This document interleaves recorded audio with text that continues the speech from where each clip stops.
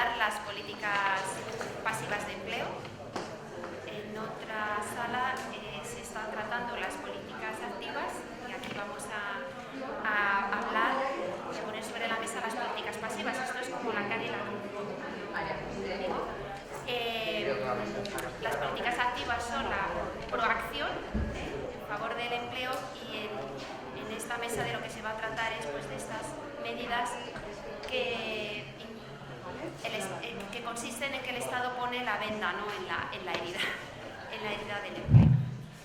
Bueno, lo primero de todo, me presento yo misma porque no pertenezco al mundo de la doctrina científica, que es el colectivo mayoritario aquí. Soy inspectora de trabajo y ejerzo ahora mismo como directora de la Escuela de la Inspección de Trabajo y Seguridad Social, y sí quiero decir expresamente que es un placer para mí poder estar aquí entre todos ustedes. Para mí son la mayor autoridad en todo lo que es el derecho de trabajo y la seguridad social, y a los que nos dedicamos a aplicar el derecho pues nos enriquece muchísimo, aprendemos muchísimo de todo lo que ustedes escriben y de todo lo que les escuchamos.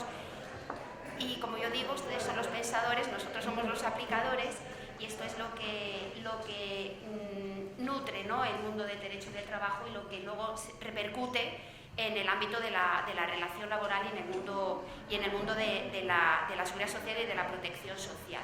Por tanto, es un placer, es un grandísimo honor. Llevo asistiendo varios años a este congreso y para mí es pues, como una fecha que ya, en cuanto la conozco, la reservo y por nada del mundo me lo voy a perder.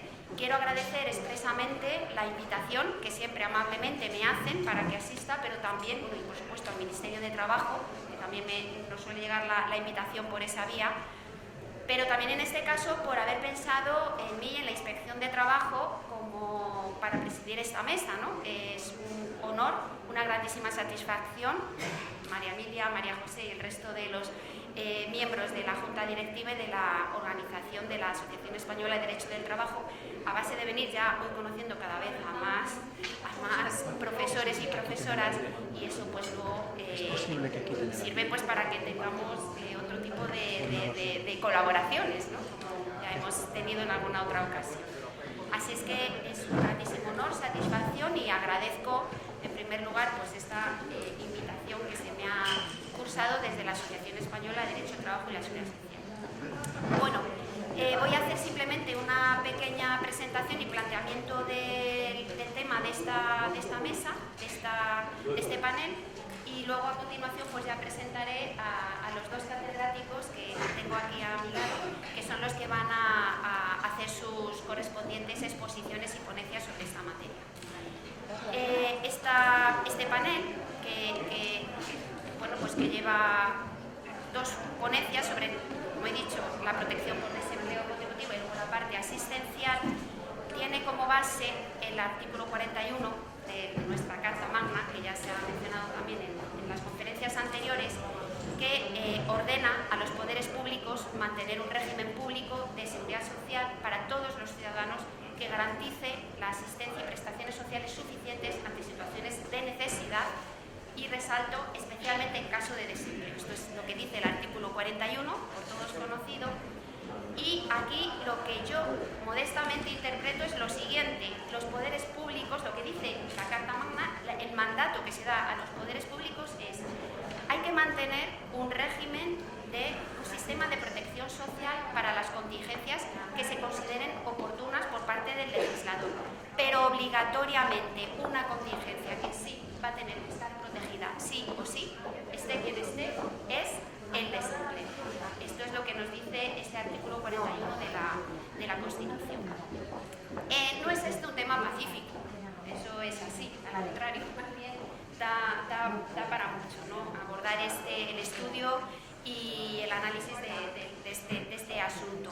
Por un lado, podemos decir que tenemos aquellos sistemas de protección que, basados sobre todo en criterios de política económica, y que también a los que se ha hecho referencia en exposiciones anteriores, consideran que la protección de desempleo es una carga excesiva para la economía del Estado y un desincentivo para la búsqueda activa de empleo. Eso es una de las posibles opiniones y visiones de este problema. Pero luego está el otro lado de todos aquellos y aquellas, ¿no?, que lo que buscan, y sobre todo siguiendo el mandato de nuestra Constitución, buscan esa protección social que cumple el hecho de que el Estado cubra esta situación de necesidad y el estímulo para que ese empleo sea de calidad y no se base solo en la necesidad de los desempleados y desempleadas de tener que aceptar cualquier tipo de empleo a cualquier precio personal y profesional. Digamos, estas serían las dos ópticas, ¿no?, de este asunto y de este problema. En un momento de incertidumbre, ¿no?, y de debate sobre la sostenibilidad de nuestro sistema de seguridad social, la protección por desempleo se mostró como un instrumento absolutamente imprescindible durante la reciente pandemia y que ya, por cierto, casi hemos olvidado. Pero yo quiero recordar, y además ahí permítanme que haga referencia al ingente trabajo que se realizó por parte de la Administración Pública, no siempre reconocido y valorado, pero les puedo asegurar que los servicios públicos de empleo y también la Inspección de Trabajo, que es lo que más conozco, estuvieron absolutamente desbordados.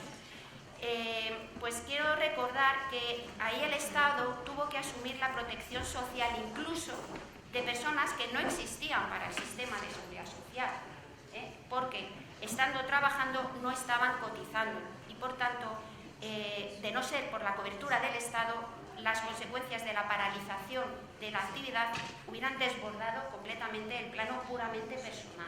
Se hubiera creado, yo creo, un problema casi de orden público.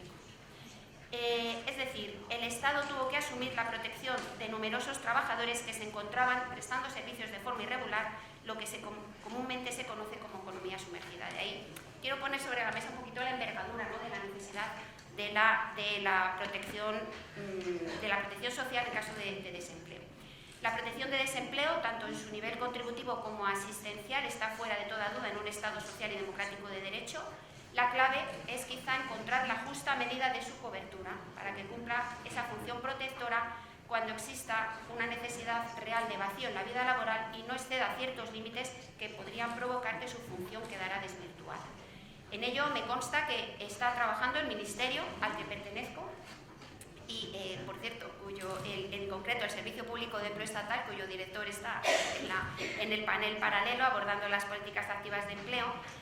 Y bueno, pues en el Ministerio somos conscientes y son conscientes los profesionales que se están dedicando de forma más concreta a este tema, de que es necesario abordar reformas, ¿no?, en la cobertura del desempleo en su nivel, tanto en su nivel contributivo como en su nivel asistencial.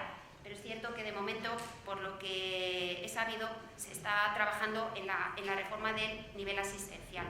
Esto es así porque es un compromiso adquirido con la Comisión Europea y además, pues por lo que, como acabo de decir, el Ministerio es consciente, ¿no?, de la necesidad de introducir ciertos cambios y ciertas mejoras.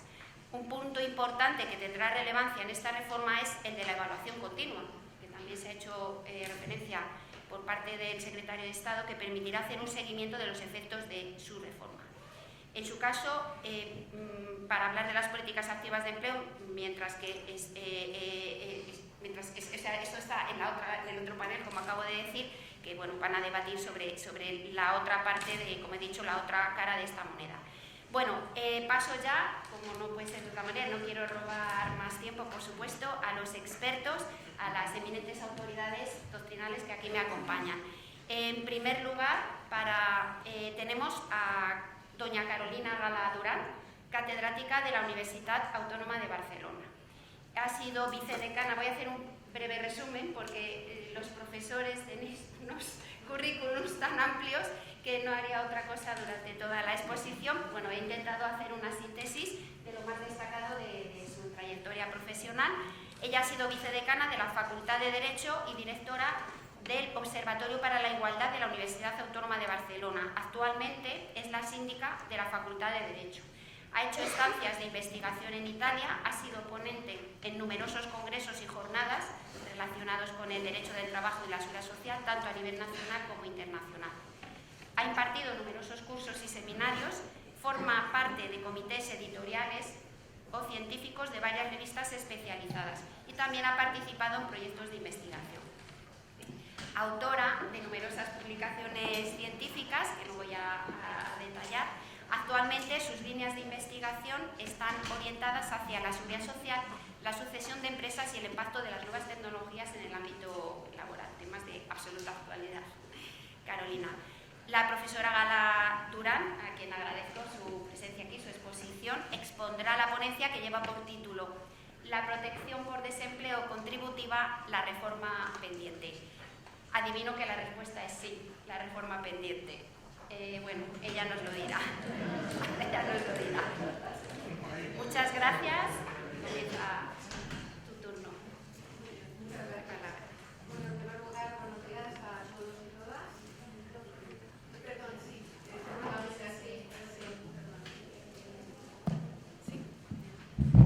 Buenos días a todos y todas.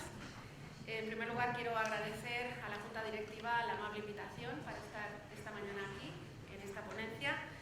También quiero agradecer la amable presentación de la señora Gutiérrez de la Peña y también comentar pues, que es un honor no solo estar aquí como ponente, sino también el compartir mesa con un maestro en temas de seguridad social, entre otros, como es el profesor Tortuero. En primer lugar, mi intervención voy a intentar explicar el título y esa referencia que acaba de hacer Sonsoles a la reforma pendiente. ¿Por qué está entre interrogantes? He ido cambiando el título de la ponencia. Inicialmente, cuando he trabajado temas de desempleo o cuando daba clases de desempleo a los alumnos o leía sentencias o doctrinas de temas de desempleo, siempre tenía la sensación de que la prestación por desempleo en general, no solo el nivel contributivo, estaba pendiente de una reforma en profundidad, una reforma pues, estructural, que habría que recortar quizás tiempo, no digo que sí, sino que habría que plantear cuestiones de tiempo, de duración de la prestación, obviamente la cuantía de la prestación, que habría que cambiar el modelo. Y convencida estaba. También cuando empecé a preparar la ponencia, a leer cosas, a revisar, a pensar con calma, también partía de esa idea, de que la parte contributiva, que es a la que voy a dedicar mi ponencia, pues había que reformarla, que había que hacer cambios importantes, pero luego, y lo reconozco, a diferencia de lo que antes me preguntaban, al final he llegado a la conclusión de que igual no es necesaria una reforma en profundidad.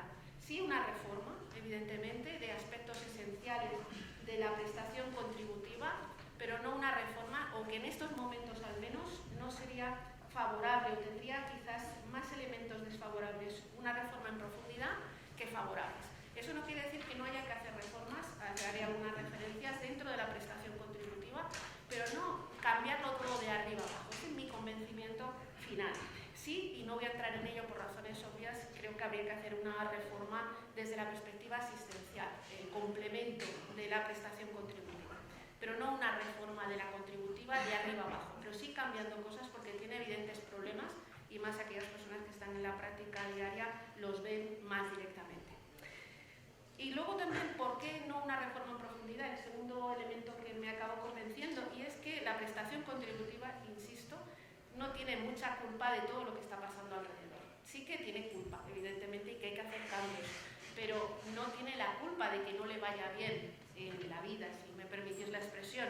Depende de muchos factores que son totalmente externos y totalmente, en parte, incontrolables. Depende de cómo va el mercado de trabajo. El mercado de trabajo es algo que sabemos que es muy difícil o no es controlable.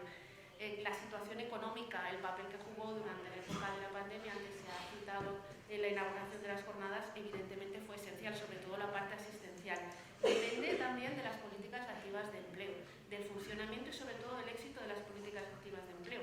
Y por tanto es difícil que al final pueda cumplir. No es que la esté excusando, insisto en que hay que hacer reformas, pero al final casi todo depende de cosas que no son controlables en el propio diseño de la prestación contributiva, insisto. Pues bien, eso, la reforma, pero con límites. Está pendiente, sí, pero no una reforma de arriba abajo en la parte contributiva. Otra cosa sería la asistencial. Partiendo de ello, por razones evidentes de tiempo, voy a hacer algunas consideraciones, partiendo de esa conclusión global o general. En primer lugar, recordar que la prestación contributiva es una prestación particular. Tiene unas características particulares propias y entre ellas yo destacaría el que resulta, como sabemos, bastante compleja, es cambiante, pero a la vez es una prestación antigua.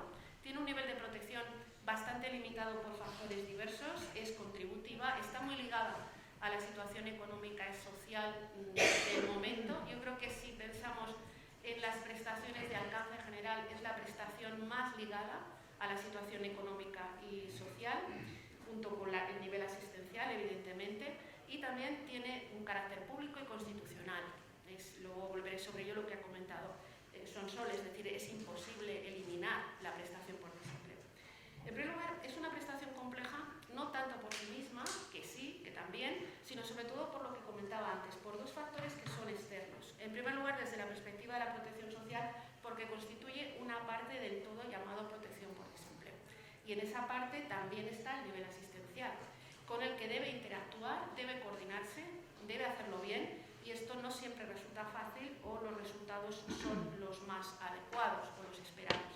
Tenemos un modelo mixto que ha ido avanzando hacia la asistencialización en los últimos años por razones totalmente justificadas, ha cubierto a colectivos que no estaban ni siquiera, como comentaban antes, en el mercado legal de trabajo, pero esto, en mi opinión, no ha desdibujado el papel de la prestación contributiva, pero sí ha hecho bastante más complejo el todo denominado protección por desempleo. Yo creo que en los últimos años el cuadro general de la protección por desempleo se ha ido ampliando, se ha ido asistencializando y en cierta medida se ha ido desdibujando, ¿no? Cuáles son las tendencias de la protección por desempleo, el papel, y por tanto obviamente es necesario abordar una reforma para que sea un cuadro completo.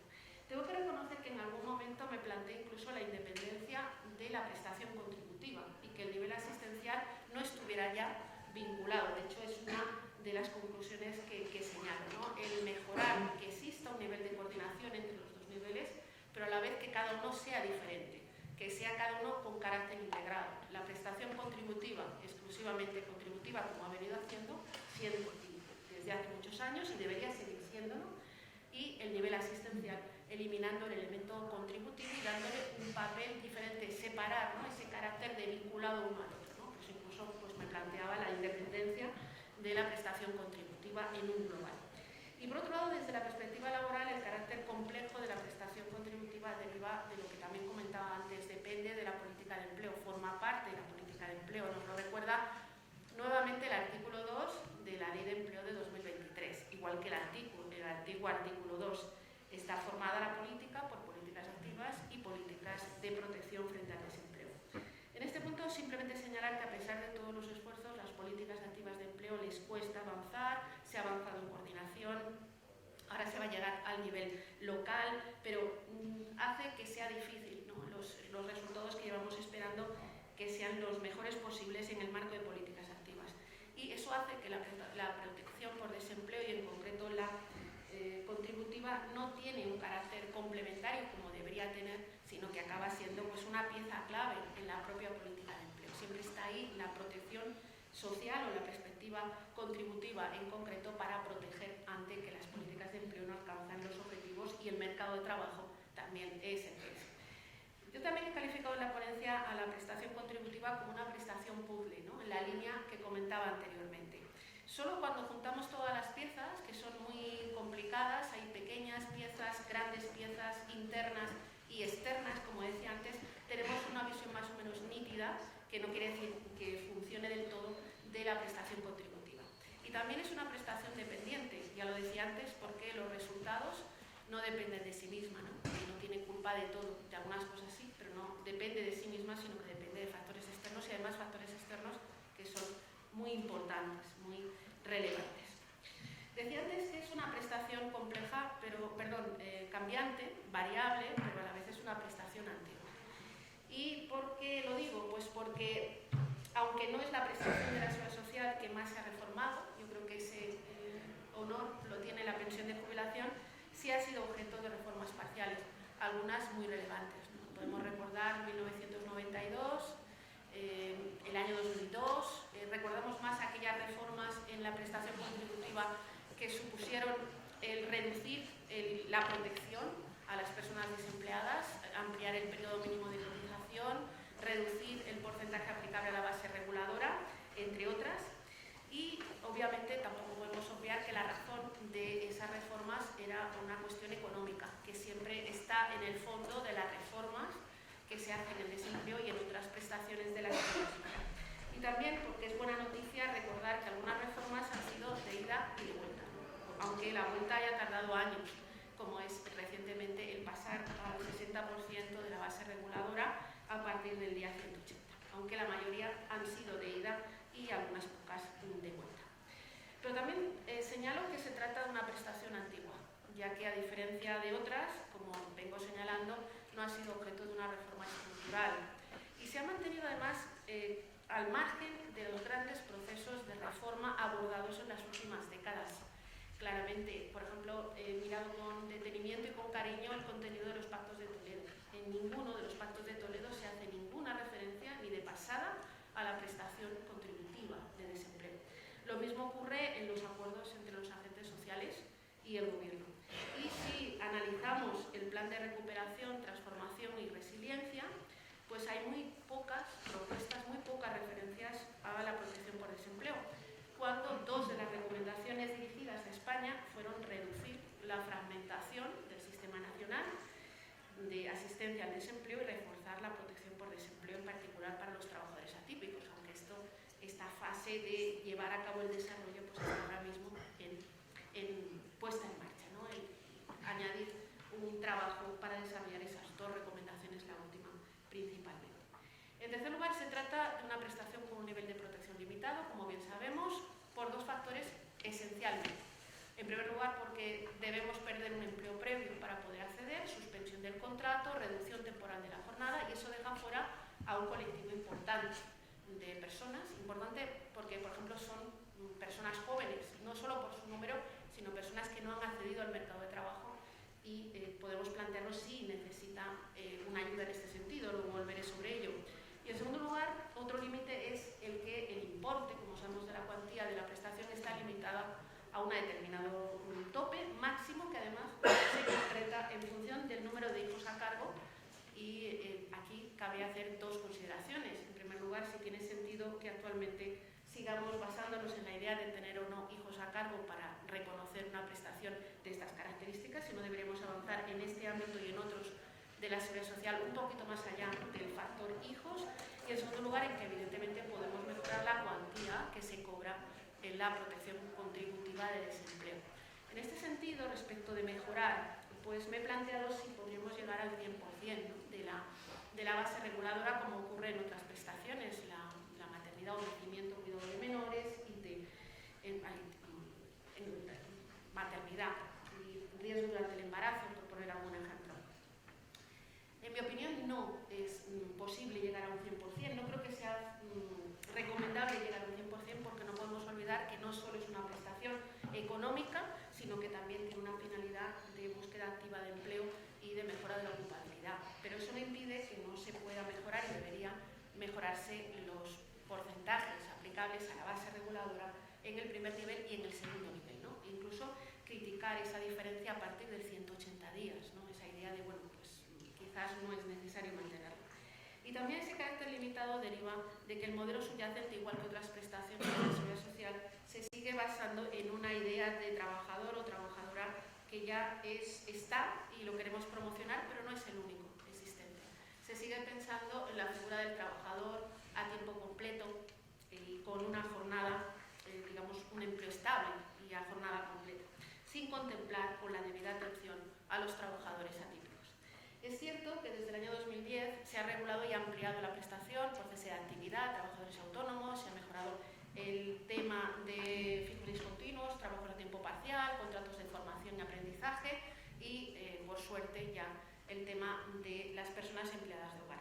Pero creo que no se las ve igual, ni se las trata como iguales a los trabajadores estables y con un contrato a jornada completa. Por poner un solo ejemplo, por razones evidentes de tiempo, en el caso de un contrato temporal que ya se ha restringido, y es una suerte a partir de la reforma laboral del año 2021, una persona que tenga un contrato del 15.2, por sí solo, si solo tiene ese contrato o ha tenido otro contrato del 15.2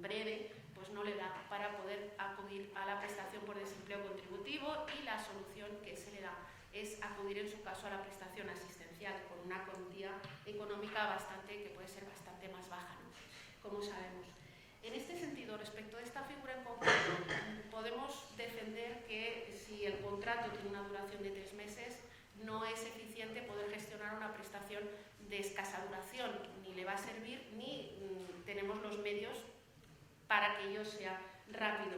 Pero eso no quiere decir que no podamos buscar, y es lo que propongo en la ponencia, una fórmula intermedia que tenga en cuenta la realidad de este colectivo, entre otros. Por ejemplo, la posibilidad de establecer una escala especial para este colectivo y darle la oportunidad de elegir entre ir acumulando cotizaciones hasta llegar a 360 días o bien poder acceder antes a la prestación por desempleo contributiva, si lo estima conveniente.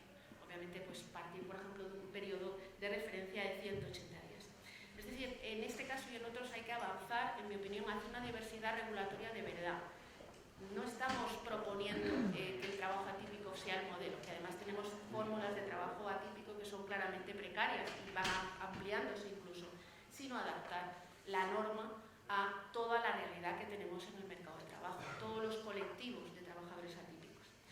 En cuarto lugar, se trata de una prestación claramente contributiva, como sabemos, y aquí me he preguntado si debería dejar de ser contributiva y podría convertirse en un primer nivel asistencial, un poco reducir los requisitos contributivos. En mi opinión, no. Creo que el modelo contributivo es acertado y que siempre, obviamente, que fuera acompañado, como es ahora, que no mezclado con un nivel asistencial lo más protector posible para todos los colectivos que lo requieran en la práctica. También he señalado como característica, y no voy a detenerme de nuevo, que es una prestación muy ligada a la situación económica y que actúa en momentos de crisis de una forma muy acertada, lo ha demostrado en los últimos tiempos. Y también señalar que es una prestación pública, no podríamos privatizarla, obviamente, constitucional y obligatoria, como se señalaba anteriormente. Podemos eliminar prestaciones. Por ejemplo, yo lo he defendido y lo defiendo también aquí. Creo que la prestación de viudedad a día de hoy no dejar desprotegidas a determinados colectivos mayores y sin recursos, pero como prestación a día de hoy podríamos eliminarla sin, creo, vulnerar la Constitución, pero obviamente no podríamos eliminar la prestación por desempleo que de verdad cubra situación de necesidad que se crea. Y la última característica que señala, y es una opinión personal, es que es una prestación en la que confluyen intereses muy variados entre sí, que son totalmente contradictorios muchas veces entre sí, y que también está rodeada de ciertas leyendas. De ciertas, no leyendas urbanas, pero de ciertas leyendas. Aquí tenemos intereses muy contradictorios. Tenemos el interés de la persona desempleada que tiene una determinada edad, que ya sabe que no va a volver al mercado de trabajo por la propia estructura del mercado de trabajo y que ve el desempleo como una transición a la jubilación. Tenemos el desempleado, la persona desempleada que hace todo lo posible, que está desesperada buscando un empleo y no lo encuentra y que no sabe qué puede hacer más al respecto. Tenemos al joven que no tiene prestación por desempleo y que no entiende por qué no recibe algún tipo de ayuda o que le ayuden a encontrar un empleo de calidad. Pero también tenemos, y a veces es como no poder decirlo, la figura de la persona desempleada que piensa que es una prestación de 2 años que tengo que agotar y que a los 2 años ya pensaré que me den otra ayuda y que no quiero acceder a una acción de formación porque no entiendo, no quiero ser cocinero porque no tengo interés. Obviamente esta es una parte limitada, pero creo que a veces la realidad en la prestación contributiva de desempleo no la tenemos siempre delante. Otro elemento que aquí complica la situación, pues que el sistema hace todo lo posible para que la reincorporación al mercado de trabajo sea lo más rápida posible. Y luego tenemos todos los mecanismos de lucha contra el fraude, un fraude que existe en desempleo y que a veces se piensa que está más justificado, y eso hay gente que lo piensa, más justificado el fraude que en otras prestaciones, ¿no? Yo creo que aquí hay este juego de intereses, hay que buscar un equilibrio que cuesta mucho y que creo que no se ha logrado entre todos para que se mejore la propia eficiencia de la prestación contributiva. Y ya muy brevemente, si me refiero al ámbito subjetivo de la prestación contributiva, el balance es positivo, creo que se ha ido avanzando, más colectivos, se han solucionado cosas, quedan cosas pendientes. Me parece terrible que el caso de las personas empleadas del bar se haya tardado tanto en el reconocimiento de esa prestación. Y aquí me gustaría destacar simplemente 2 cuestiones prácticas. En primer lugar, el que la prestación contributiva, como señalado y conocemos perfectamente, excluye a los jóvenes de su ámbito de protección. Me he planteado si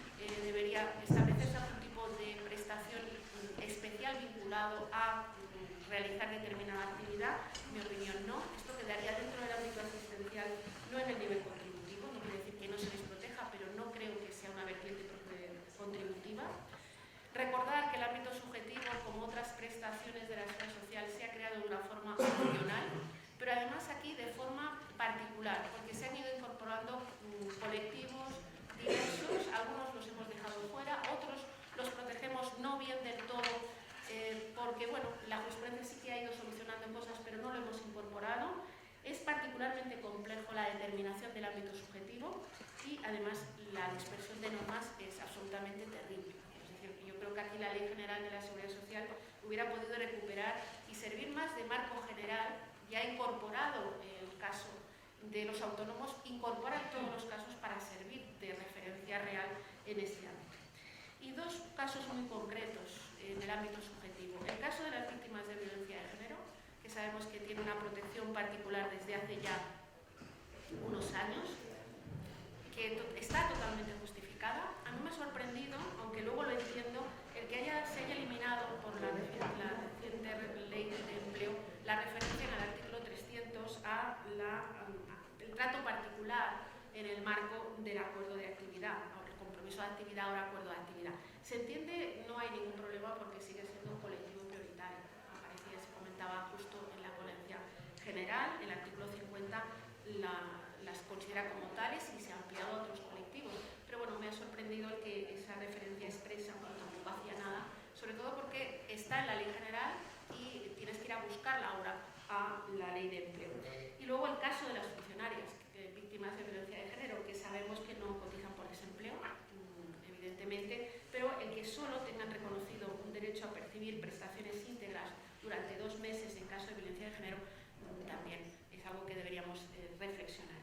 Y por otra parte, también desde la perspectiva subjetiva, creo que actualmente, y es una opinión personal, el artículo 283 de la Ley General, en esa relación que, como sabéis, establece entre la prestación de IT y la prestación por desempleo, yo creo que la redacción actual contradice lo establecido en la Ley 15/2022. Yo creo que ahí hay una discriminación por razón de enfermedad.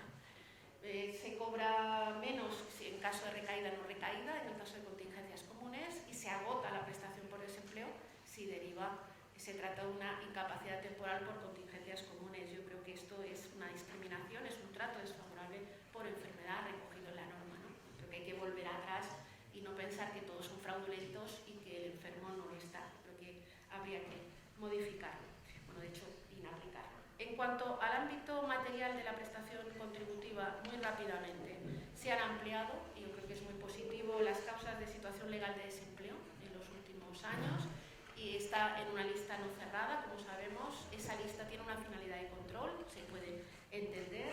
Destacar aquí pues, la complejidad de las situaciones legales de desempleo en cuanto a su puesta en práctica, sobre todo la forma de acreditarla. En esto realmente yo reconozco que me he perdido en algunos casos respecto de la forma de acreditación que se exige. Se puede entender el formalismo y defenderlo. Si no pedimos una acreditación habría más fraude en el ámbito del desempleo, pero quizás sería recomendable una mayor flexibilidad respecto de esa forma de acreditación, sobre todo teniendo en cuenta el uso de las nuevas tecnologías y de otros factores de información que puede tener la propia administración.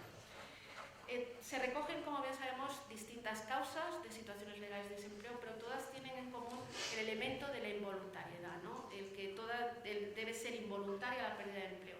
Aquí me he planteado si es necesario mantener ese requisito de involuntariedad. Y al final me he convencido, tengo que decir que ya iba un poco convencida al respecto, de que hay que mantener la involuntariedad como requisito, por 3 motivos.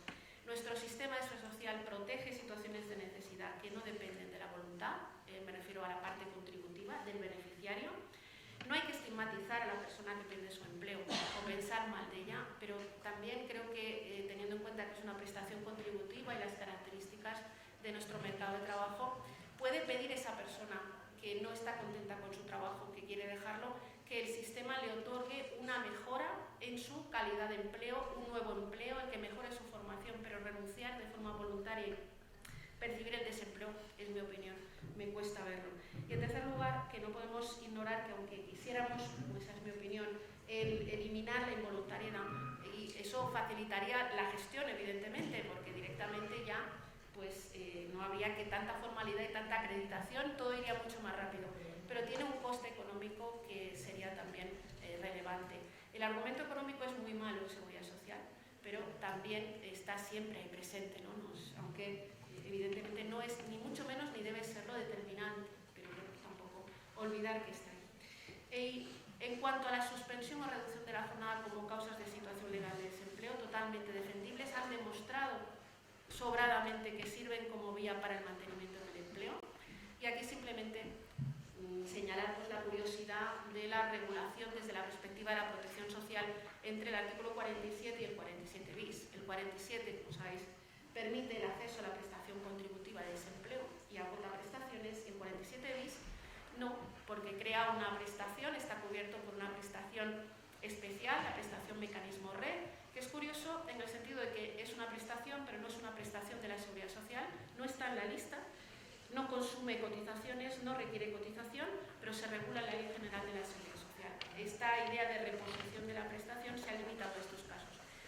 Yo en general creo que la reposición de la prestación hay que limitarla, este caso es uno, a situaciones de especial necesidad o de especial gravedad como vía de solución.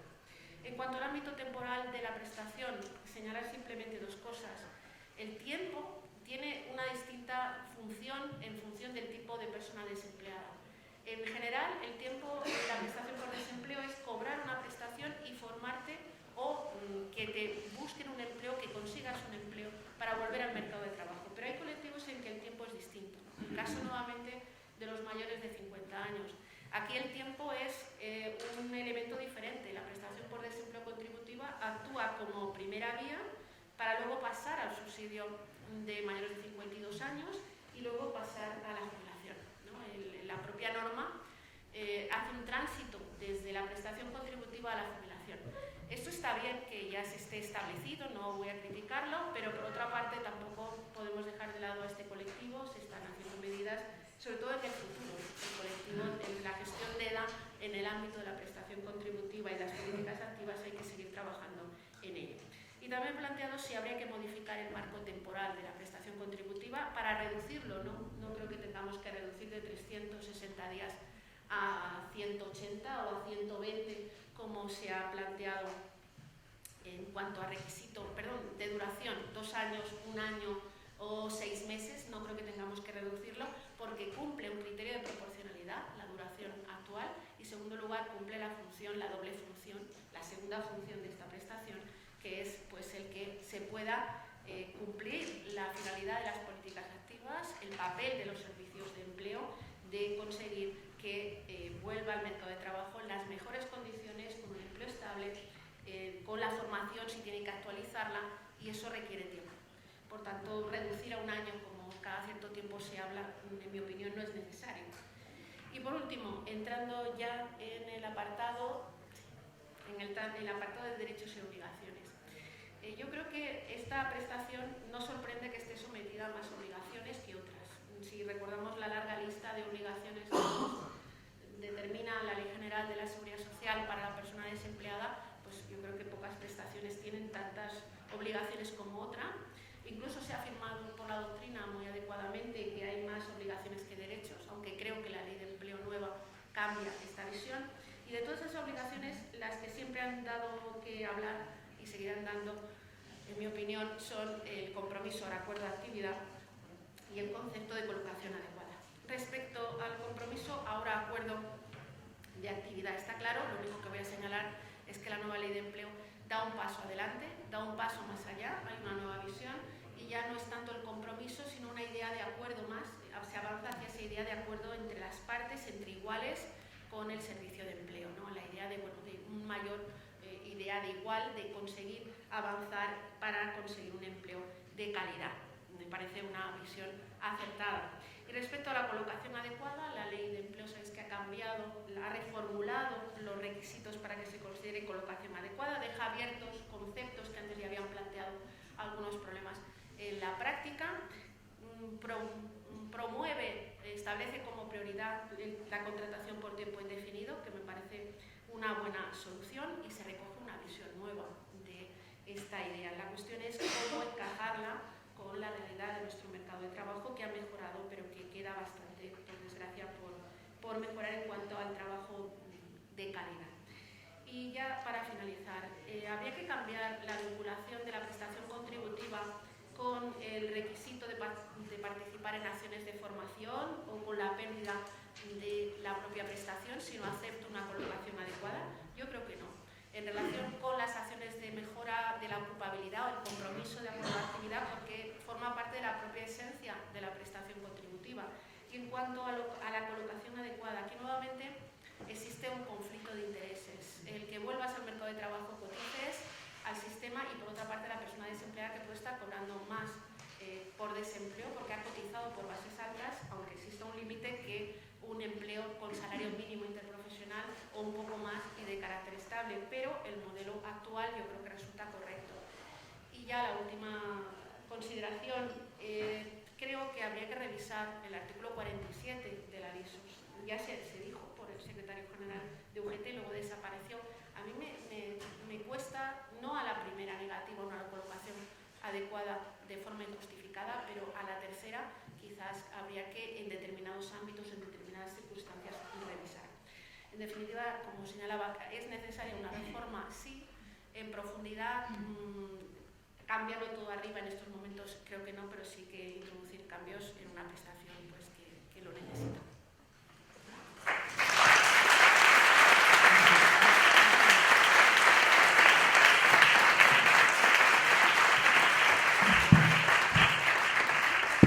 Muchísimas gracias, profesora Gala, por tu magnífica exposición.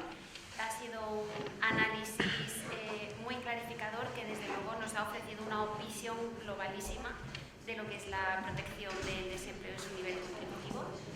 Y bueno, pues nada que decir, y además agradezco también especialmente cómo has cumplido escrupulosamente el tiempo marcado, lo cual es muy de agradecer.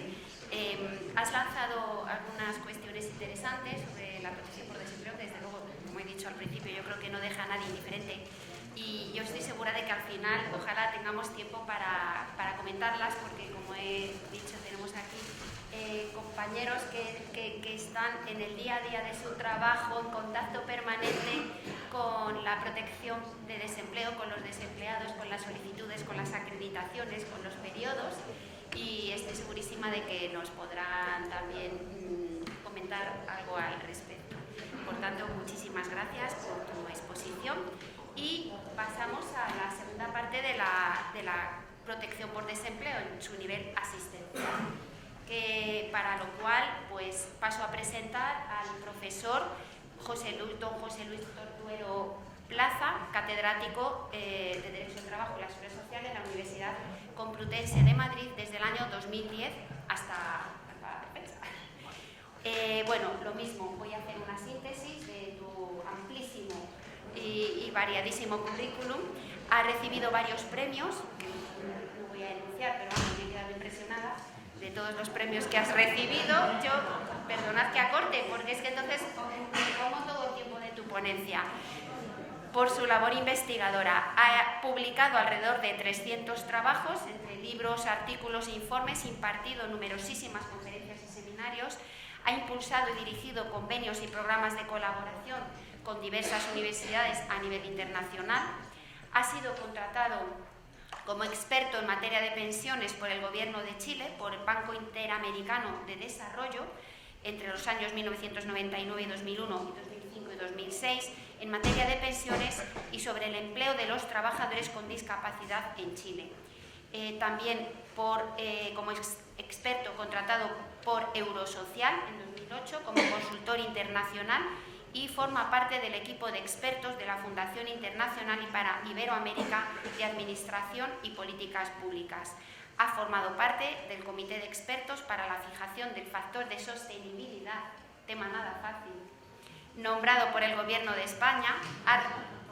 Cuando leí esto en tu currículum dije, no, mancha, no, digo bien, experto y tema, en fin, complejo. Ha realizado varias comparecencias como experto ante la Comisión del Pacto de Toledo, o sea que ha sido protagonista todos los trabajos del Pacto de Toledo en el Congreso de los Diputados de España y en el Consejo Económico y Social de España. A continuación, por tanto, toma la palabra el profesor Tortuero Plaza, que va a exponer la ponencia que lleva por título La protección por desempleo asistencial y otras políticas de protección del desempleo. Muchísimas gracias. Adelante. Buenos días a todos y a todas. María Emilia Casas se acordará, María Emilia y muchos de los que están aquí, que nuestro maestro, sin que yo me quiera comparar a él, por supuesto, ni de lejos, cuando le presentaban decía, más breve, que luego cuando hable dirán, pues tampoco era para tanto. Bueno, pues algo parecido va a pasar aquí. Bueno, estoy encantado de estar hoy aquí, muy agradecido a los miembros de la Junta Directiva de la Asociación, que personalizo en mi querida amiga, nuestra presidenta María Emilia Casas. Gracias a todos los que estáis aquí. Cuando hay actividades paralelas y uno ve gente en la suya, pues tiene que dar las gracias. Felicidades, Carolina, porque has hecho una brillantísima exposición que me has dejado en segundo nivel. Tan bueno como todo lo que leo tuyo, que aprendo muchísimo de ti. Debo expresar una alegría singular y al mismo tiempo un mea culpa, porque, aunque parezca mentira, es la primera vez que soy ponente en la congreso de esta asociación. La culpa es mía, porque digamos que me retiré en favor de un apoyo y de un desarrollo de la Asociación Hermana de Salud y Seguridad Social, en la que he sido montones de veces ponente. Por tanto, hoy me siento doblemente satisfecho por estar hoy aquí, y eso es gracias a mi querida María Emilia.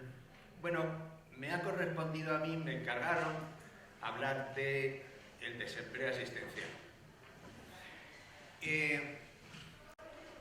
Yo después de haber estado más de 20 años escribiendo, entre otras muchas cosas, el desempleo en las instituciones de seguridad social con nuestro maestro Alonso Lea, y por tanto de estar ahí con la norma, la sentencia, cuando María Emilia me habló del tema, dije, bueno, esta es la oportunidad y es lo que he hecho.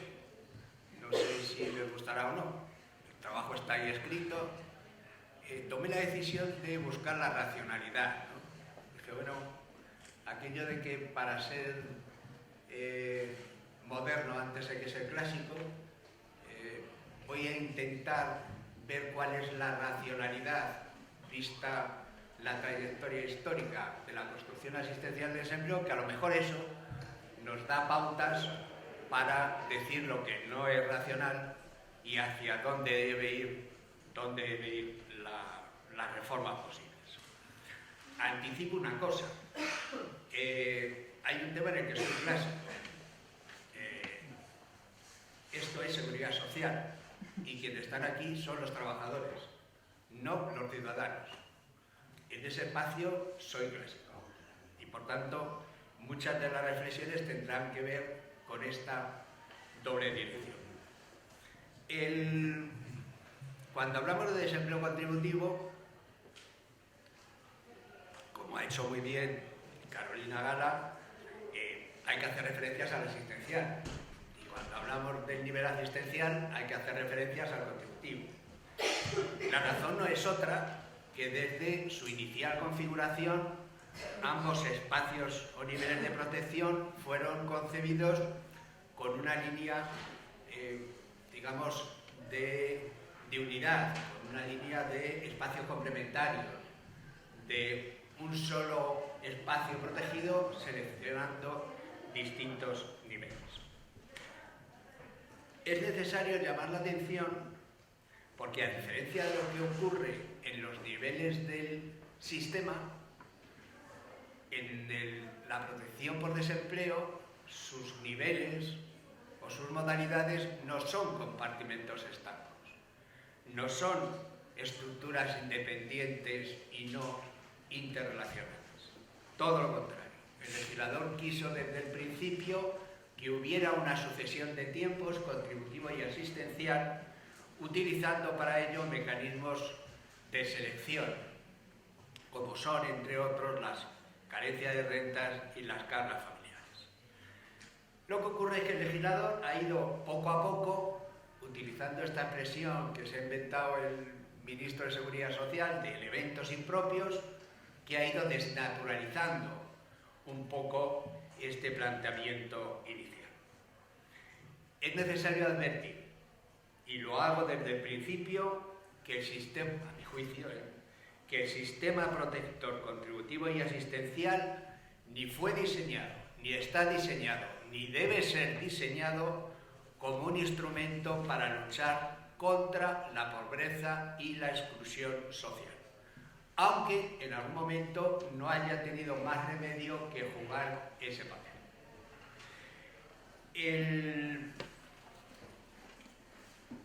Voy a hacer una serie de delimitaciones en esa búsqueda de espacios de reforma basadas en las construcciones de racionalidad de su contenido. Todos sabemos que existen espacios comunes entre todos los niveles asistenciales. Sin embargo, la existencia de espacios comunes entre todos los niveles asistenciales del sistema no debe desnaturalizar el que está en el desempleo. Esta especie de doble categoría no es un elemento conceptual extravagante, y prueba de ello, y los que están en la práctica lo han sufrido considerablemente, es todos los problemas que tanto a nivel nacional como internacional, especialmente en sede europea, nos ha dado esta especie de juego de elementos entre lo contributivo y lo asistencial. En una perspectiva cronológica, primero creamos el denominado nivel contributivo. E inmediatamente al legislador le cabían dos opciones. Una opción, dejar las cosas ahí. Cuando el trabajador acaba la protección por desempleo contributivo o básico, como se llamaba antes, ahí se acababa. Con lo que eso significaba desde el punto de vista social, sobre todo en tiempos de especial volumen de desempleo. ¿Qué es lo que hizo el legislador? Pues tenía dos opciones, les repito, o quedarse ahí o hacer una selección de aquellos trabajadores que tenían especiales dificultades para sobrevivir. Y esta fue la opción que el legislador tomó. El legislador vio quiénes podían ser seleccionados de los trabajadores que habían concluido el desempleo para integrarlos en un segundo nivel de protección asistencial, porque los elementos a tomar ya no eran contributivos, sino asistenciales. Carencia de renta, cargas familiares, etc. Y esta segunda opción la hizo el legislador, entre otras muchas razones, y basta con mirar fuera de nuestro país, para contribuir a garantizar la paz social. El segundo espacio de distinción que nos va a permitir buscar espacios de reforma es la propia evolución del sistema. Todos sabemos que nuestro sistema puramente contributivo dio el primer paso hacia la universalidad, anunciado en 1985 por la Ley 26 y consolidado por la Ley 26 también de 1990, donde se crearon las prestaciones no contributivas dentro del sistema, al amparo del 41 de la Constitución y según lo previsto por la competencia del 149.1.17. Pero lo que se acomete es una universalidad parcial, puesto que afecta solo a ciertas prestaciones. Por tanto, no podíamos decir en aquel momento que contábamos con un sistema dual, mixto, multipilar, perfectamente consolidado y plenamente construido. Este nivel construido en 1990 es una construcción inacabada, incompleta, que dejó fuera un sinfín de situaciones de necesidad. Incluso a innumerables ciudadanos que no encontraban el espacio protector ante su propia situación. Yo cuando les explico a mis alumnos, por cortar un poco la seriedad, esta materia, les digo, mirad, todo el edificio es el nivel contributivo, esto es el nivel asistencial y en la puerta pone un letrero carencia de rentas, pero en cada una de las sillas pone el nombre de la situación protegida, vejez, minusvalía, hijos a cargo. Entra y busca la silla donde te puedes sentar. Y entonces los alumnos empiezan a preguntarme, oiga, yo estoy embarazada, tengo 30 años, ¿dónde me siento? No tienes. Oiga, yo tengo tales características, soy discapacitado, pero no del 65%, ¿dónde me siento? No hay. Por tanto, creamos un mecanismo de protección incompleto. Ese mecanismo de protección incompleta ha estado así desde 1990 hasta el año 2020, en el que durante la pandemia provocada por el COVID-19 se precipita, como estaba en el programa del actual gobierno, la puesta en marcha del ingreso mínimo vital, que por primera vez en nuestra historia se plantea y ordena la protección del riesgo de pobreza y de exclusión social de las personas que viven solas o integradas en unidad de convivencia y que son vulnerables en el sentido de carecer de recursos para enfrentarse a las necesidades más elementales de la vida. Pues bien, una vez creado el ingreso mínimo vital, como ha dicho gran parte de la doctrina, se ha cerrado en términos gráficos la construcción del pilar no contributivo. Hoy sí podemos decir que tenemos un sistema mixto, dual, multipilar, etc. Pregunta, ¿qué hemos hecho? ¿Qué ha ocurrido durante estos 30 años? Desde 1990 hasta el año 2020.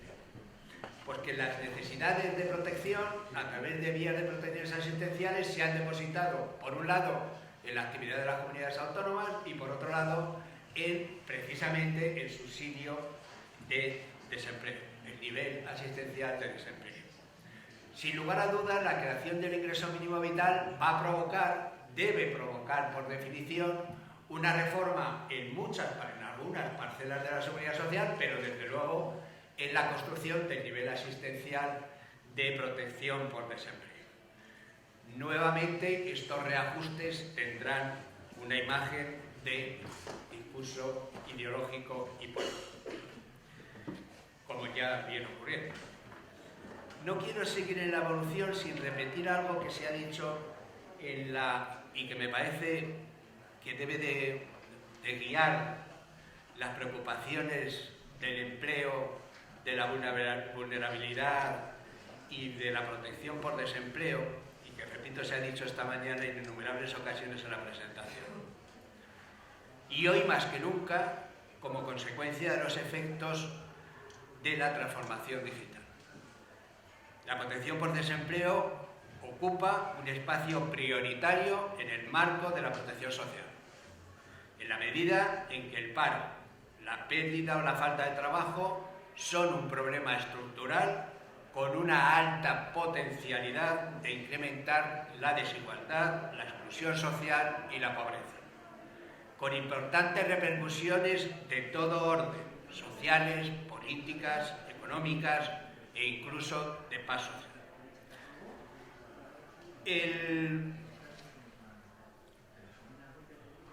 Por supuesto,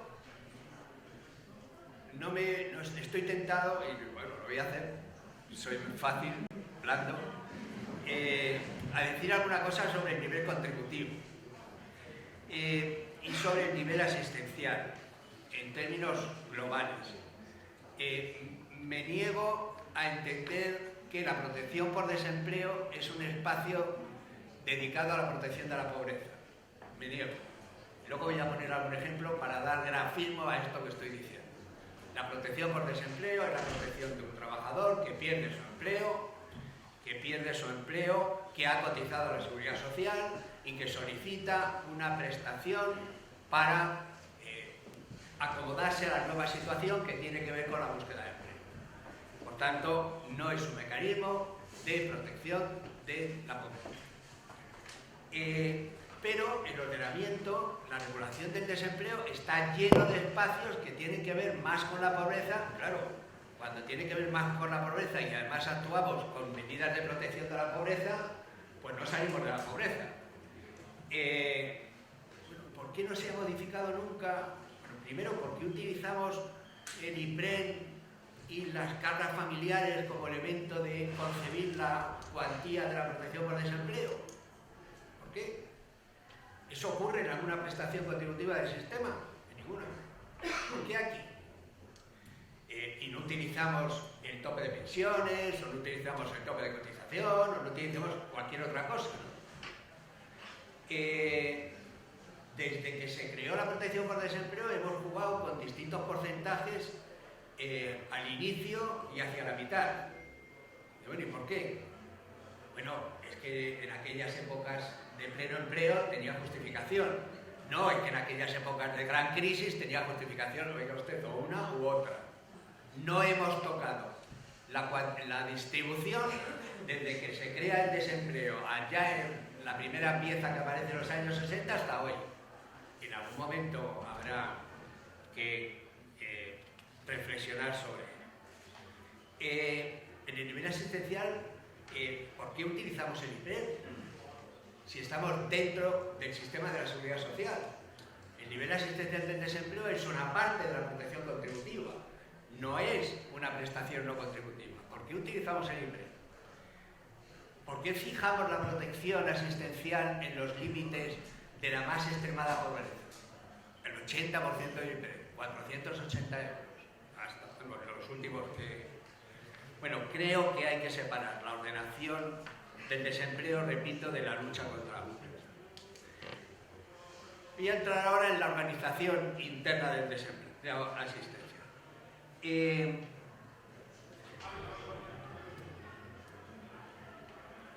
desempleo asistencial comparte casi todo con el desempleo contributivo. No es entendible el desempleo asistencial a secas.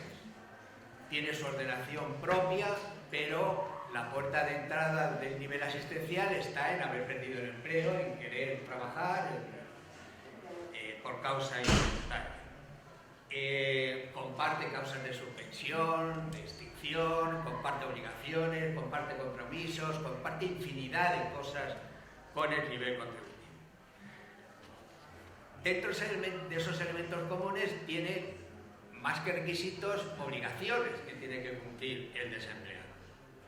Y una singular que entra dentro de esos espacios que se incorporan al ordenamiento porque a alguien se le ocurre, alguien malvado y perverso, claro, se le ocurre decir, un mes de espera, que pasen hambre, esos son pobres.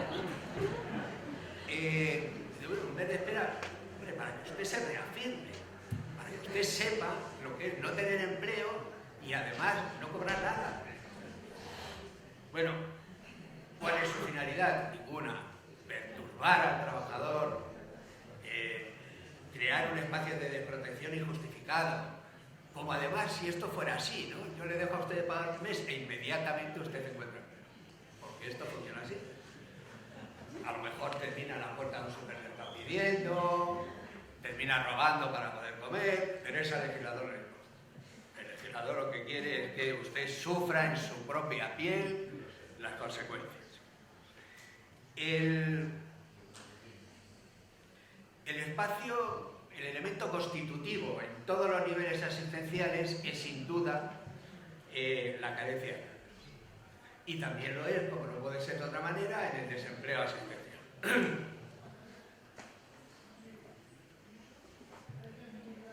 ¿Por qué? Porque no estamos en la protección contributiva.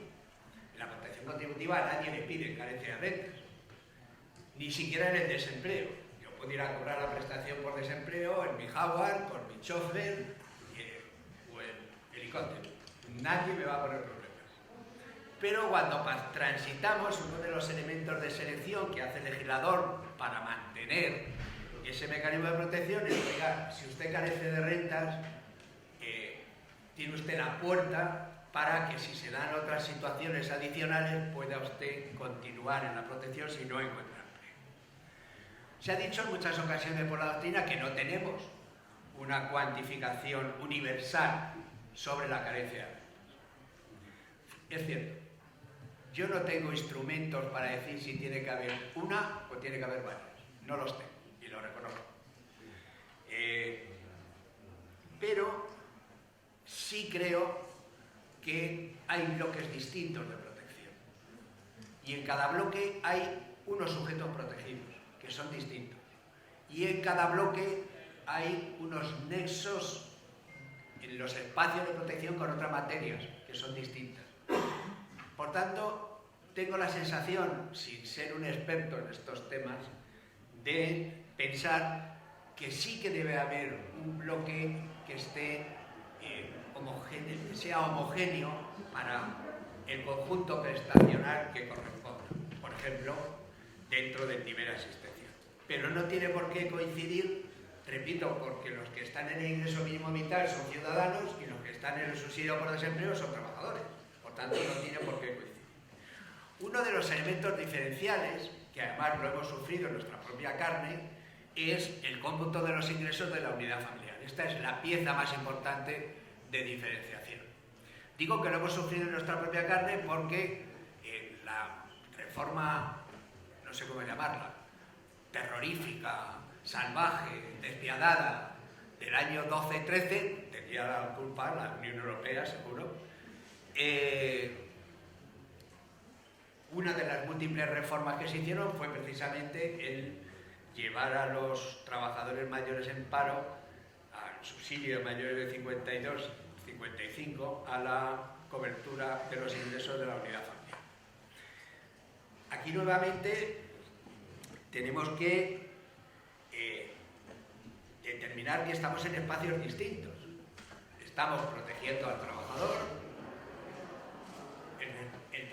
La protección del trabajador no tiene por qué implicar ninguna repercusión en la unidad familiar de convivencia, porque es que nos molesta. O sea, queremos que el trabajador sea pobre y para eso le pedimos carencia de rentas y además nos molesta que su unidad de convivencia esté acomodada. Y entonces le decimos, oiga, tiene que ser pobre usted y pobre la unidad de familia.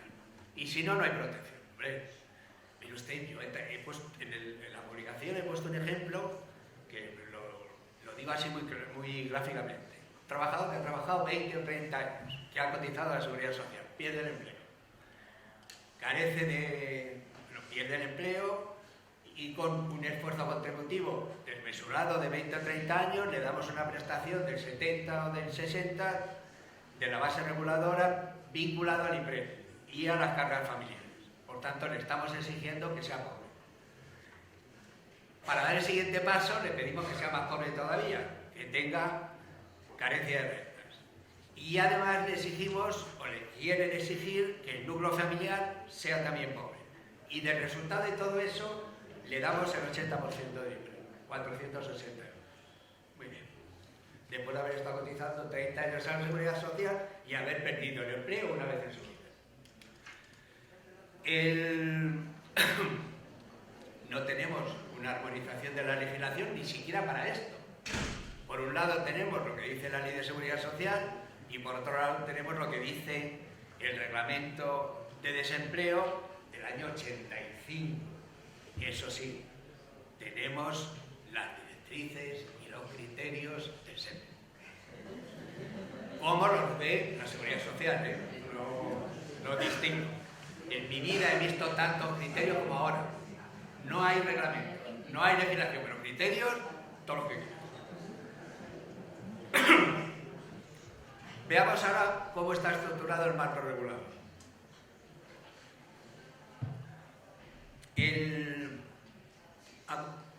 Hago una síntesis para que se vea lo que, a mi juicio, de aquí puede desaparecer y lo que no.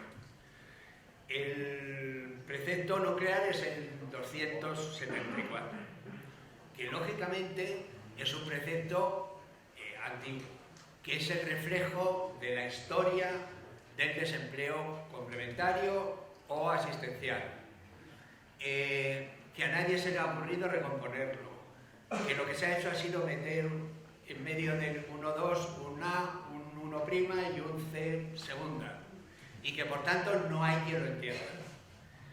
El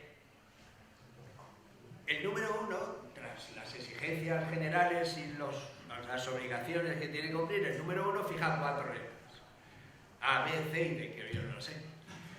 La A y la B son los espacios de selección que hizo el legislador desde el momento original y dijo: a los que hayan acabado el nivel contributivo, carezcan de rentas, obviamente, les voy a seleccionar en base a 2 elementos. 1, responsabilidades familiares. 2, edad.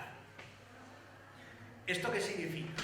Pues si damos la vuelta a la tortilla, significa que quedan fuera de la protección todos los desempleados, que careciendo de rentas, incumpliendo los requisitos y agotada la protección contributiva, no tengan responsabilidades familiares o no tengan 45 años. El apartado C y D no tienen nada que ver con el desempleo, a mi juicio. Y la incorporación está por pertenecer a los colectivos, trabajadores y los pocos programas de interpretación jurídica que han dado, emigrantes retornados y trabajadores que recuperan su capacidad laboral. En el número 2 aparece todo un listado que ha ido incrementándose en los últimos años, que tiene por buscar un elemento común: la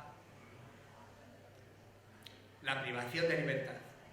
Trabajadores que de alguna forma proceden de un tiempo de privación de libertad, que tampoco tiene nada que ver con el desempleo. Luego pasamos al número 3 y 4, donde volvemos otra vez a la estructura tradicional del desempleo, donde están los trabajadores que no han reunido la cotización suficiente y los mayores de 52 o 55 años.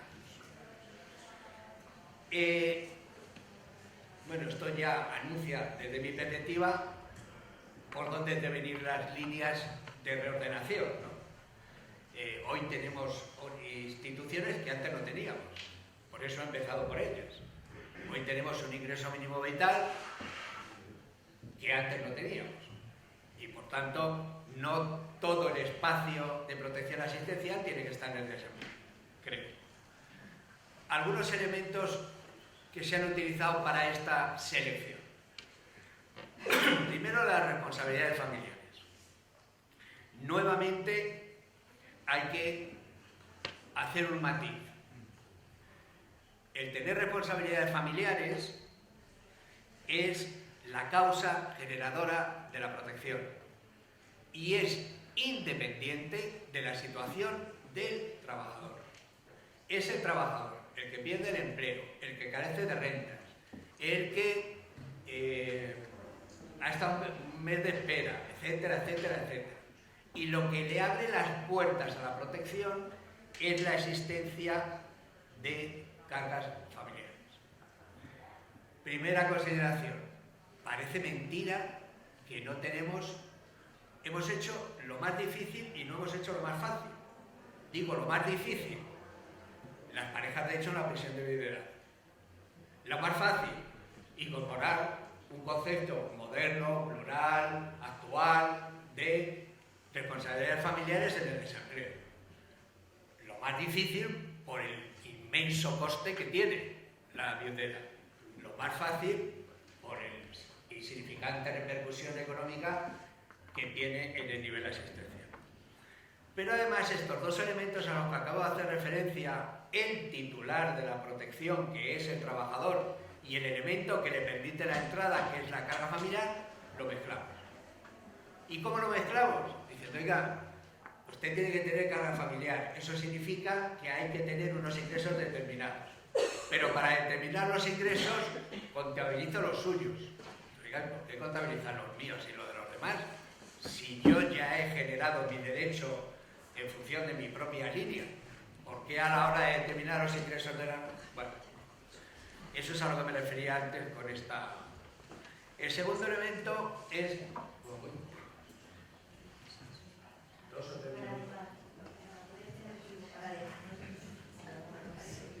Bien, bueno, está ahí escrito, lo que quiera leerlo. El segundo es la edad. Con el tema de la edad voy a ser extraordinariamente tajante.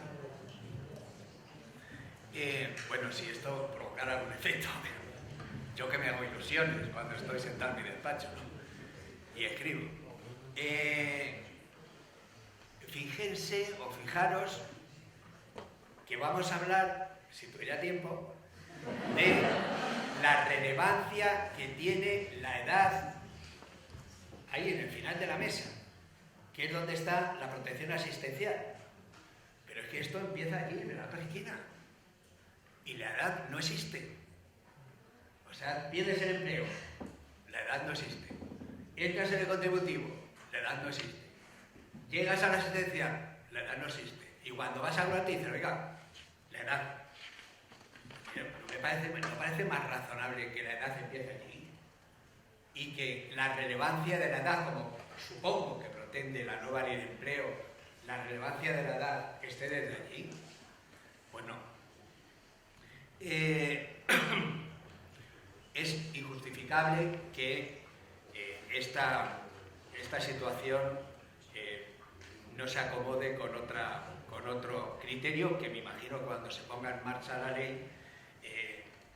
Sí quiero decir que cuando hablamos de la relevancia de la edad y la ponemos en su contexto, estoy muy sensibilizado porque acabo de venir de Italia, de Roma, de un congreso en el que nos hemos pasado el día hablando de los ancianos y los 45 años. Y vengo aterrado. Yo estoy convencido de que la sociedad se ha roto, no ahora, se ha roto ya hace mucho tiempo. Hablamos de edades relevantes en el empleo a los 45, a los 52 años, con una esperanza de vida que sobrepasa los 86 para las mujeres y los 81, 82 para los hombres. Dentro de 4 días, 2027, la edad de jubilación son los 67 años. Y es relevante en el espacio del empleo los 45. Creo que este es un espacio de ruptura social que debemos replantear. Bueno, quizás, con esto acabo, quizás la figura más complicada, la figura con mayor conflictividad, conjuntamente con la jubilación forzosa, que hoy se da en la mano, es el subsidio para mayores de 52 años, que ha tenido innumerables reformas de todos los calibres, que es complicadísimo de ordenar, por una razón muy evidente, que además nos ha puesto de manera gráfica otras figuras, como la jubilación parcial, ¿no? Miren ustedes, es que es muy difícil ordenar la situación de desempleo asistencial de hoy, con la carencia de rentas, etcétera, etcétera, con la jubilación de mañana y con un tránsito incierto por la mitad.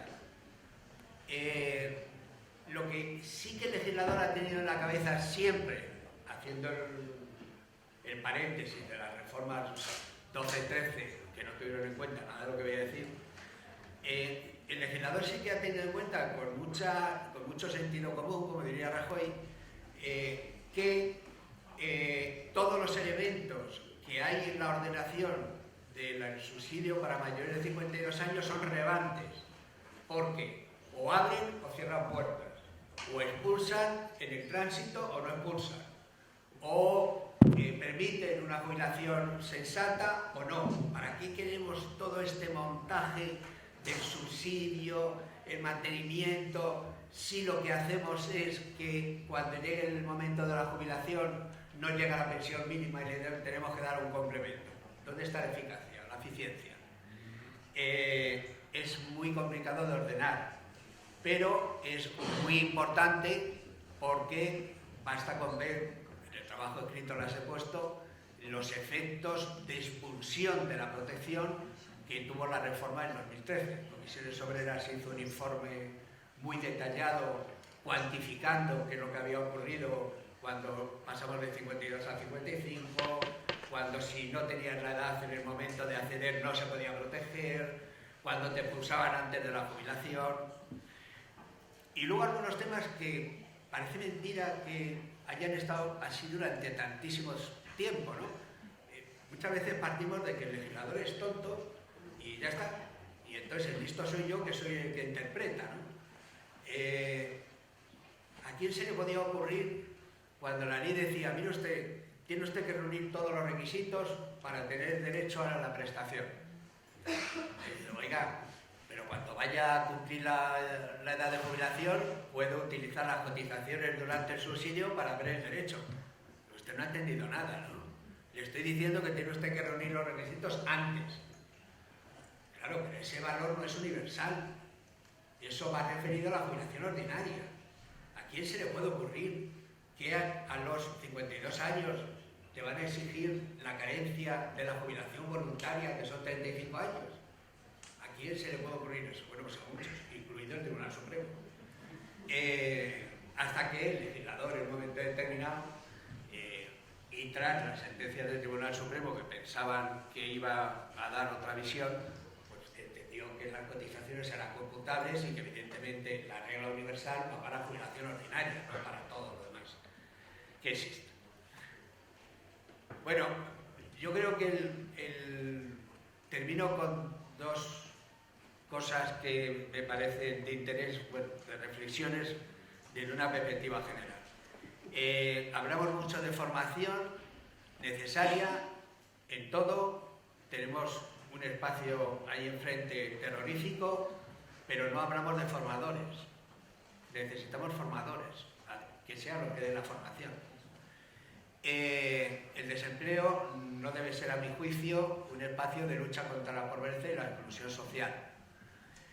La ordenación debe efectuarse como un mecanismo de acompañamiento al itinerario de empleo, no como hasta ahora, que la prestación por desempleo es como una especie de paraguas que te sirve para que busques empleo. No, la protección por desempleo es una prestación de acompañamiento en tu itinerario, y ese itinerario tiene que ser un itinerario seguido, rígido, controlado, efectivo, que termine donde tiene que terminar, que es en el empleo. Pues muchísimas gracias por su atención.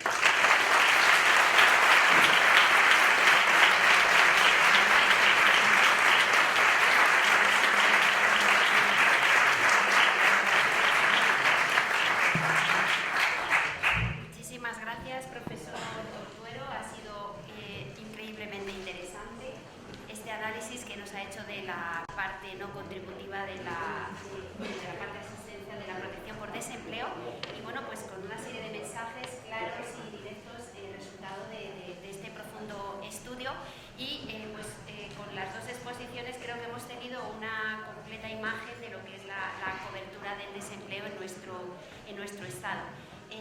Bueno, antes de abrir un turno de preguntas y de intervenciones para todos los asistentes, voy a recordar de parte de la Junta Directiva que los libros de las ponencias están disponibles en el control de asistencia y que se entregarán en la correspondiente mesa por orden alfabético entre hoy y mañana. Es un anuncio que me han encargado y que os quiero decir antes de que empecemos y de que abramos el turno de debate, para no olvidarme.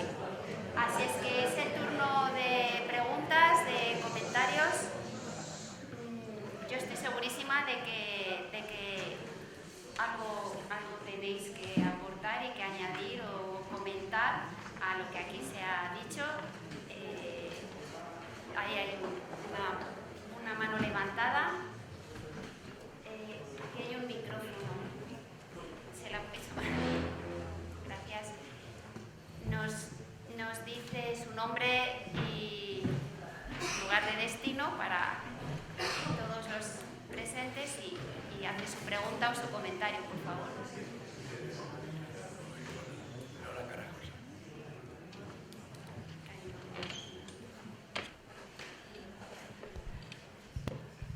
Hola, buenos días. Primero felicitar a los ponentes, me han encantado las ponencias, me ha gustado mucho, me ha dado mucho que pensar. Mi nombre es Lola Carrascosa, yo es pluriempleo, estoy en Lefebvre, soy profesora en la Complutense y también en la Universidad Pontificia de Comillas, en Cádiz.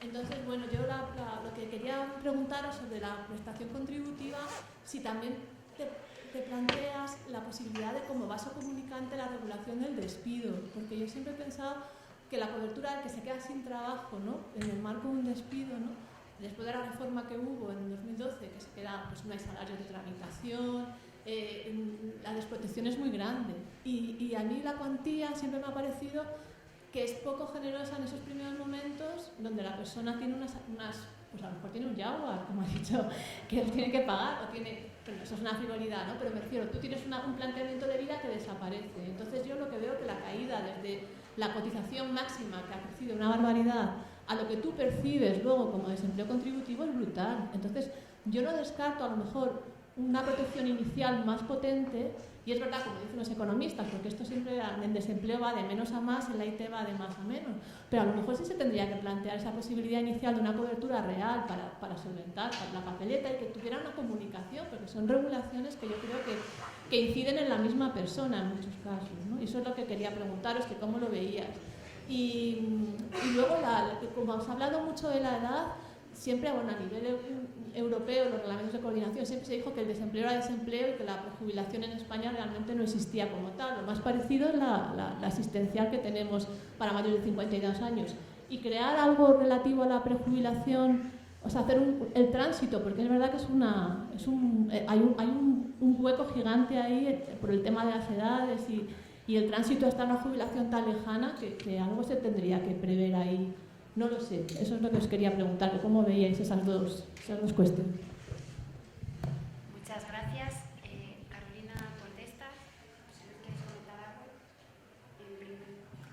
En primer lugar, bueno, como había hecho referencia, vale, pues conteste y luego le pasamos la palabra.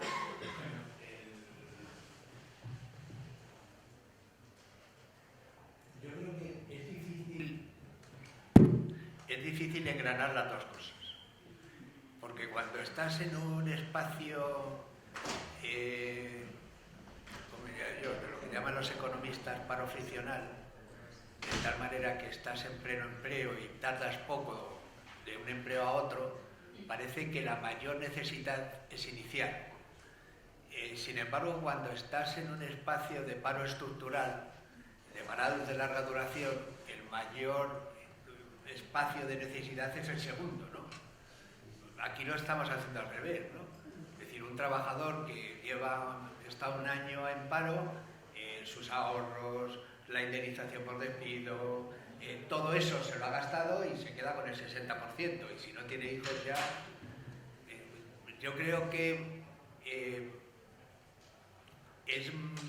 dependiendo de cuál sea la situación del conjunto del paro en España, si la mayoría es paro de media a larga duración, creo que donde hay que potenciar es la prestación en ese segundo espacio, en lugar de reducirlo, subirlo.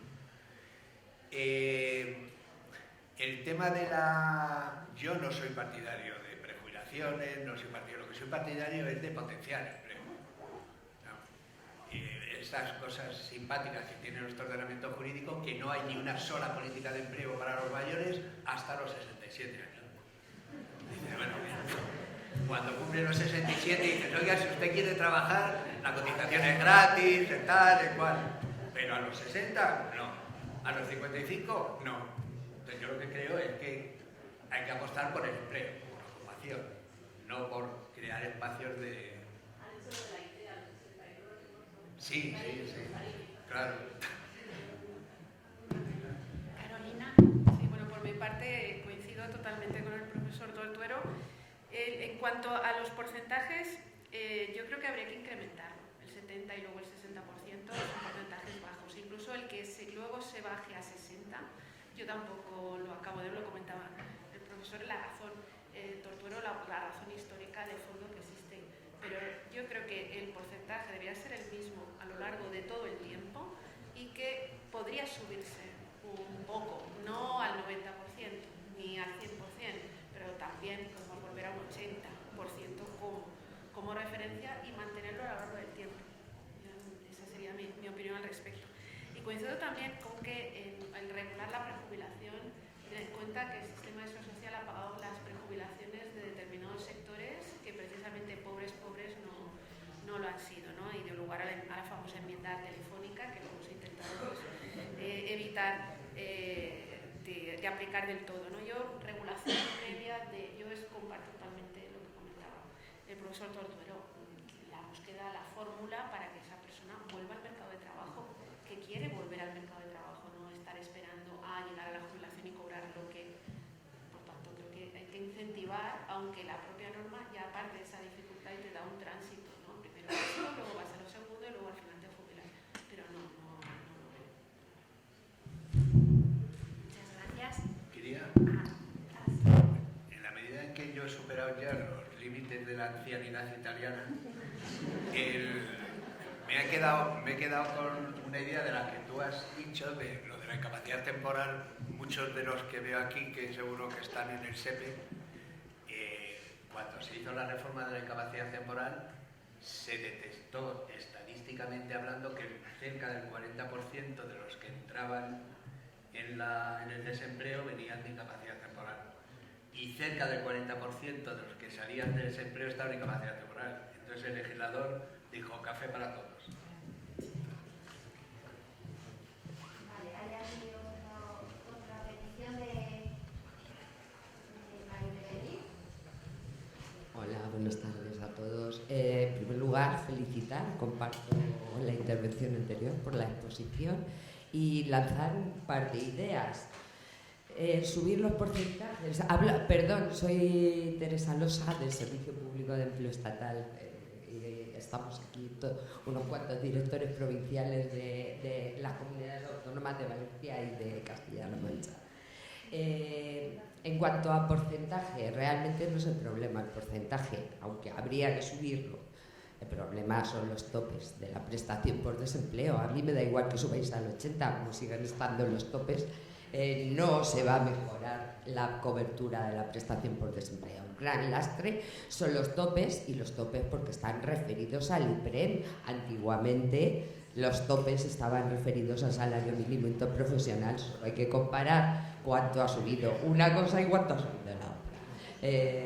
Ahí está el verdadero problema de la cuantía de la prestación contributiva por desempleo.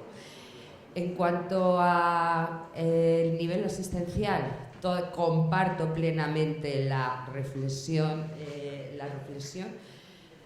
Con el ingreso mínimo vital tiene poco sentido la protección de nivel asistencial y sobre todo determinadas protecciones de determinados colectivos que nada tienen que ver con el trabajo, pero somos el único organismo que al día siguiente una persona tiene concedida una prestación. Así de claro, y por eso vamos a seguir. Estaba previsto que en la modificación del nivel asistencial desaparecieran aquellos colectivos que no tienen nada que ver con la pérdida del trabajo, como pueden ser víctimas de violencia de género, liberados de prisión e inválidos permanentes habilitados, que no van a desaparecer porque no hay ningún otro organismo donde ir para que al mes siguiente tengan la protección.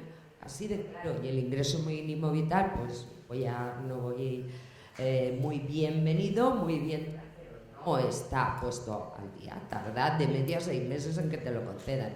Si te parece mucho un mes de espera, que eso ha sido también yendo y viniendo a lo largo de la legislación, pues imaginaros 6 meses. A lo mejor estoy hablando del mejor de la mejor de las provincias que es problema de gestión, Entonces, difícilmente no se va a caer en esta modificación y se van a arreglar. El último conocimiento que tengo van a ser temas básicamente de gestión, pero no de eliminación de colectivos, que tiene realmente sentido que vayan al ingreso mínimo vital. 45 años y la vejez. Pues si es que totalmente de acuerdo en la reflexión, pero es que el mercado de trabajo actual hace discriminación por edad. Existe el edadismo. Por ahí había una intervención que me ha gustado mucho. A lo mejor hay que tocar desde el tema del despido. Yo aquí abogo porque se endurezca el despido, o por lo menos se reponga como estaba anterior, al menos a las personas mayores de 45 años. Porque es que, de verdad, es que solo hay que ver qué protección tenemos, a quién protegemos. Mayor de 52, hay una cosa que no se ha tocado que es muy importante, no es una prejubilación, pero te deja jubilarte. No hay nada más que el decretazo del 2012 y 2013. La gente no podía cobrar el subsidio mayor de 55 años en aquel entonces porque los ingresos de la unidad familiar superaban un umbral de ingresos límite, muy poquito, pero al no cobrar el subsidio mayor de 52 años se quedaban sin pensión de jubilación, porque esa gente al no cobrar no están siendo demandantes de empleo. Y entonces pierden los 2 años de carencia, el requisito de carencia específica que exige la pensión de jubilación. Recordad que son 15 años de cotizaciones más 2 en los últimos años. Pero va a haber mucha gente que ha perdido, como consecuencia de aquel decretazo del 12 y del 13, el derecho a la pensión de jubilación, no con 15 años, incluso con más años cotizados. Una reflexión, y tenía muchas más cosas, pero ya por no abusar. Bueno, muy interesantes todas tus reflexiones. No sé si Carolina o José Luis quieren apuntar algo. No, solo en relación con la cuantía. No, ya partía, igual no me he explicado bien, de la desaparición de los tramos, de los topes. Evidentemente, si no hay más. Es decir, evidentemente quitar esos topes y vincularlo al IPREM pues no tiene ningún sentido, salvo el recortar el coste de la prestación por desempleo, pero iban las dos cosas unidas, lo que comentaba antes. Bueno, yo solamente felicitaros. No sé cómo lo habéis hecho, pero manejando, no sé, 1/3 del presupuesto que maneja la Seguridad Social, la Seguridad Social no ha conseguido ser agencia estatal y vosotros sí. Así que felicidades.